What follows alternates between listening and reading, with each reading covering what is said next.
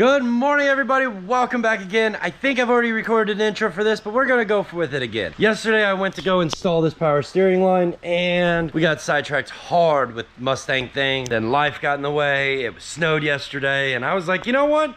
Screw this line. I want to go sledding. So today it's Sunday, and now we're back at it. If you ever had a power steering line on your B6, you know what I'm going through right now. And luckily this one isn't mine, but I've already done this once, and it definitely kind of sucks a bit.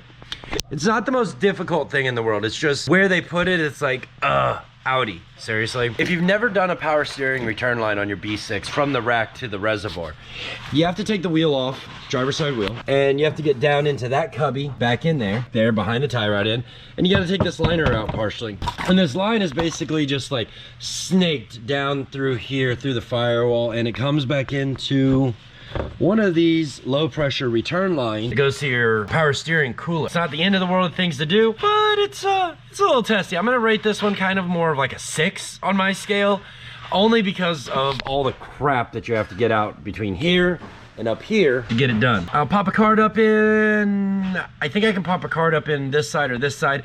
Like I said, I've done this job once before. I got a full walkthrough on how it's done. So if you want to see more of that and how it's done, like step by step, check the card here. Otherwise, enjoy this short montage, and we're gonna get this line off. I'll check back in once it's off. I almost forgot, there's one other thing. That radiator's gotta go on. Remember that water weld? Well, the water weld that Donnie used worked great for a while, but like I predicted, he used it for more than a day or two, and now it's 4 weeks later. Still hasn't got that radiator installed he wanted. So, that is why the car is here today. Let's get into this. Yeah, it's gonna be a dirty one. All right, now that we got this little bit out right here, there's like no room for a light in here whatsoever. Okay, now that we got that shield out, that little plastic shield, you can kind of see, you got to disconnect your steering angle sensor, which mounts to the rack. Those are our two lines back in here.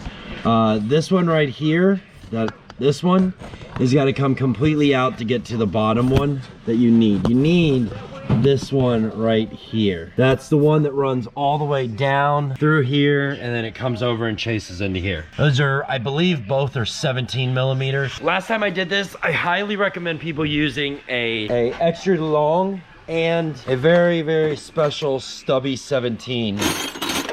Found was that like a stubby wrench itself that you can buy at Harbor Freight will work. Closed end of it is gonna get in your way. So like chop it off, round the hinges off, and you can get good leverage in there. Same thing with putting it back in. It's pretty easy once you have it done. Before we cut back to a montage, one thing you're gonna wanna make sure of is you're gonna have 2 crush gaskets. Don't lose either of them. There's gonna be 4 total, 1 for the top, 1 for the bottom for each line. So there's gonna be 2 on each line with the banjo bolt. So when you drop the lines out, make sure to keep that in mind, because if you don't put those back in, you're gonna have some headaches.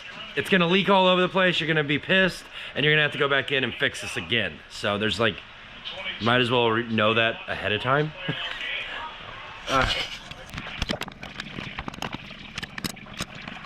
See all those TikToks on the internet of like, oh, how'd you do that thing with your fingers? Yeah, this is where those are filmed right now. Come on. I'm like right at the bottom of the threads. We're almost, oh, there we are. We got it. All right. There's one portion. All right, these are the 2 O-rings that I was talking about earlier. Don't lose these. Put them back on your bolt, stick your bolt in your thing, set it someplace that no one's gonna kick it or you're gonna lose it. Next line we gotta get out is that one right down there. This one's a whole lot easier than that one is, but it's still kind of a tedious process. So, let's get back into it. One eternity later. We got that second one out. All right, there we go. There's the old line. See, it's not like it's difficult once again. Reservoir removed. It wraps around this brake line right here, which you guys can't see. It wraps around that little brake line down there, and then it comes underneath that crossover tube and then down and underneath there. Literally the whole time you're wishing you could film an upload of how do you do that thing with your finger? Like the whole process is like, there's no real room in there for tools. Everything is like half turn, quarter turn, half turn, quarter turn, half turn, quarter turn. It gets so redundant, it'll aggravate the hell out of you. But with a little bit of consistency, you can get that line out. It's not hard, it just takes time. Let's get this new line in, shall we? So to get this thing in here, if any of you have never done this before, what I find best is to start with the hard end of it. And let's start with snaking it around the brake line and down into its hole that runs back up underneath the firewall. Kind of see where it's supposed to go, but not really. It goes down into that hole there. Ah, I did it again. Sorry, Mr. Taylor Ray, your Corvette things are very loud. I hate this. I have done that on cars so many times now that I usually take the front license plates off the cars. I mean, come on. I've only got so much room for Audis in my garage, and that one's, you know, 27,000 feet long. You know what I'm trying to do, so let's get into it. I'm gonna set the camera down, get another time-lapse rocking, and bust this thing out.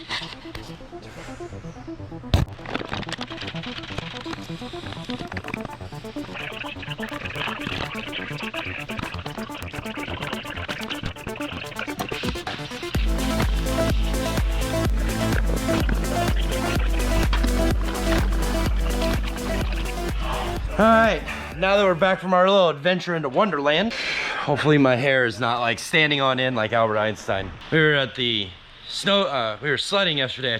Pulled this guy off, did one of these. My hair was like straight up everywhere. It looked like Gonzo. I was like, oh wow, that's crazy, yo. I looked at Megan, I was like, yeah, couldn't you have told me that my hair was all over the place? That's what happens when you have like long hair plus a hat on all the time. All right, we got the first line in. Now we gotta get this bit. Now we gotta get that bit back in there, reattached to the old power steering line, and then we can put this end back down underneath there. We're almost done. Almost there. Ah!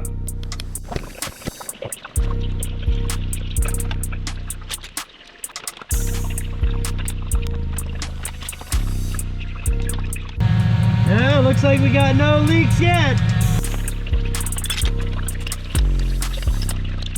Back on the ground, see if it works.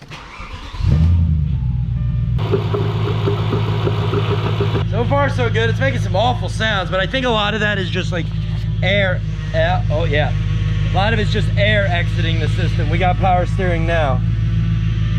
This system had a lot of air in it. It's been broken a couple different times, so just gonna let it sit here, idle for a little bit, work as many of the bubbles up out of there as we can. This system should quiet up quite a bit. Guys, that's where I'm gonna end this one. And if you're new to the channel and the AI figured out a way to get you here, consider subscribing. All we do every single day on my channel is have fun. Whether it's learning something new to save thousands of dollars on working on your own car, deciding you want to build a race car, or you blew a head gasket and you gotta replace it. That's what I'm here for, to inspire as many of you as I possibly can to get out there, turn some wrenching. None of this stuff is hard.